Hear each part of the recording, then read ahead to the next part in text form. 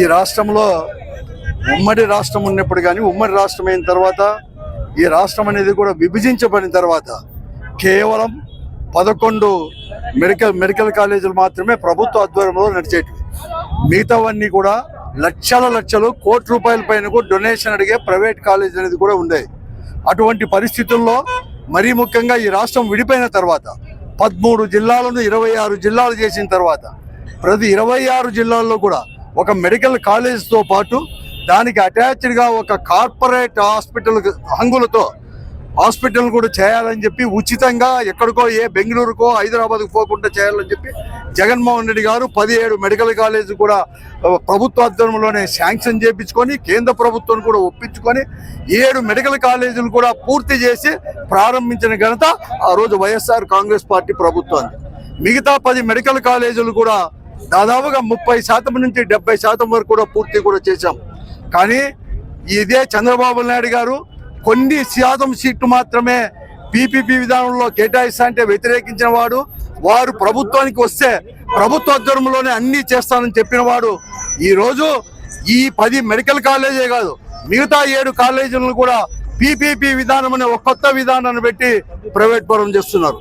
ఈరోజు పీపీపీ విధానం అని చెప్పేసి జిల్లా కేంద్రం నుంచి ప్రముఖ పట్టణాల దగ్గర నుంచి విజయవాడ కావచ్చు లేకపోతే విశాఖపట్నం కావచ్చు కోట్లకు విలువైన ఆస్తులు ఎకరా కోట్లకు ఎక్కువైన ఆస్తులను కూడా పీపీ విధానంలో 99 పైసలకే కేటాయించే పరిస్థితులు కూడా ఈ రాష్ట్రంలో చంద్రబాబు నాయుడు గారు 4వ మారు ముఖ్యమంత్రి అయినాక ఉన్నాయి. అలాగే ఈ 10 మెడికల్ కాలేజీతో పాటు పీపీపీ విధానం అయినా కూడా వారు ఇష్టం వచ్చినట్లు కూడా సీట్ డొనేషన్లు అనేది కూడా కలెక్ట్ చేసేదే కాకుండా దానిలో అటాచ్డ్ హాస్పిటల్లో కూడా ప్రైవేట్ పరం చేసేదానికి కూడా జీవో ఇచ్చినారు. ఆ జీవోలో అన్ని పొందుపరిచారు. అందుకోసమే జగన్మోహన్ రెడ్డి నాయకత్వంలో వైఎస్ఆర్ కాంగ్రెస్ పార్టీ ఆధ్వర్యంలో ప్రజల యొక్క అభిప్రాయాలను కూడా తీసుకోవాలని చెప్పేసి అక్టోబర్ 10వ తేదీ నుంచి దాదాపుగా 2 మాసాలు అందరూ కూడా ఈ జిల్లాలో అలాగే రాష్ట్రంతో పాటు ఈ జిల్లాలో కూడా అందరూ కూడా 7 అసెంబ్లీ నియోజకవర్గాల్లో కూడా ఈరోజు వాళ్ళకు ప్రైవేట్ వ్యతిరేకంగా ప్రభుత్వ ఆధ్వర్యంలోనే జరగాలని చెప్పేసి మేము సంతకాల సేకరణ కూడా చేయడం జరిగింది. సంతకాలు స్వచ్ఛందంగా కూడా ఈ 1 కోటి సంతకాలు ఈ రాష్ట్రంలో అంటే 1 కోటికి పైబడి కూడా అయిపోయినాయి. ఈ జిల్లాలో కూడా 4,55,840 మంది స్వచ్ఛందంగా కూడా సంతకాలు కూడా చేయడం కూడా జరిగింది. ప్రతి అసెంబ్లీ నియోజకవర్గంలో 60,000కు తక్కువ కాకుండా 1,00,000కు పైబడి కూడా ఈ 7 అసెంబ్లీ నియోజకవర్గంలో కూడా చేశారు. ఇది ప్రజాభిప్రాయం. నేను అడుగుతాను చంద్రబాబు నాయుడు గారిని, ఈరోజు కూటమి ప్రభుత్వం అందని కూడా మీకు చేతనైతే రెఫరెండం పెట్టుకుంటారా? లేకపోతే చేతనైతే ఇదే ఇష్యూ పైన రాజీనామా చేయండి, కావాలంటే ప్రభుత్వం ప్రజల దగ్గరికి వెళ్దాం, ప్రజల అభిప్రాయం ఏదో కూడా మేము కోరుతామని చెప్పేసి కూడా మేము చెప్తాను. ఇదే కాదు ఈరోజు పీపీపీ విధానంలో ప్రతి ఒక్కటి కూడా ఈరోజు కూడా కడక మున్సిపాలిటీలో చెత్త ఎత్తేది కూడా ఈరోజు పీపీపీ విధానంలోనే ప్రైవేట్ పరం చేయాలని చెప్పేసి కార్మికుల యొక్క నోరు కొడతా ఉన్నాడు.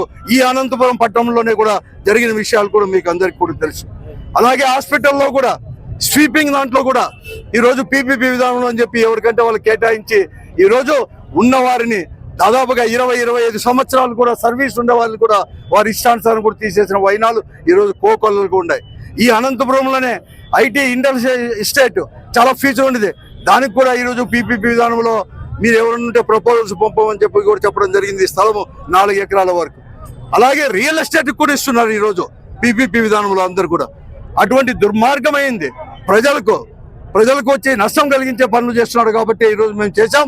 ఏదేమైనా కానీ వైఎస్ఆర్ కాంగ్రెస్ పార్టీ తప్పకుండా కూడా ఈరోజు ప్రతిపక్షంలో ఉన్నా కూడా ప్రజల యొక్క మద్దతు ప్రజల అభిప్రాయాలు తీసుకొని ఈ ప్రభుత్వం యొక్క మెడలు వంచేంత వరకు వంచి మళ్ళీ కూడా ప్రభుత్వ ఆధ్వర్యంలోనే ఈ మెడికల్ కాలేజీలు ప్రారంభించేంత వరకు కూడా మా పోరాటం అనేది కూడా ఆగదు అని చెప్పి చెప్తున్నాను. 18వ తేదీ జగన్మోహన్ రెడ్డి గారు స్వయంగా కూడా ఈ జిల్లాల్లో సేకరించిన అన్ని కూడా కలిసి రాష్ట్ర తరఫున గవర్నర్ గారికి 1 కోటికి పైబడి కూడా సంతకాలు కూడా పెట్టారు.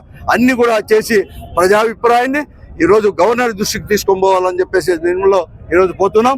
ఈరోజు ఇక్కడ మేమందరూ కూడా వచ్చేసాం. ఈరోజు ఇవన్నీ కూడా పంపిస్తాం.